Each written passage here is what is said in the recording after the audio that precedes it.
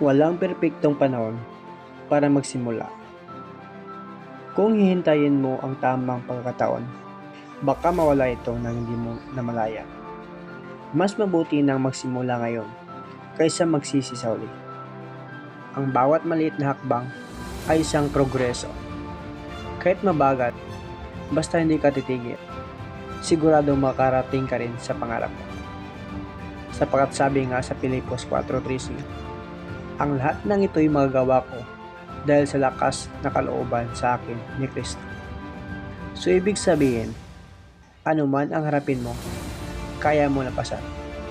Basta may pananampalataya ka sa Diyos at determinasyon. Aral.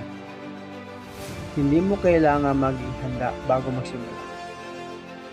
Ang pagsisimula mismo ang maghahanda sa iyo. Ang tagumpay ay para sa mga handang sumubok at maabot. Kaya, huwag ka nang magdalawang isip. Simulan mo na ngayon. God bless you. Kung na-inspire ka sa video na to, paki-like and follow para updated ka sa mga bagong video na ina-upload ko.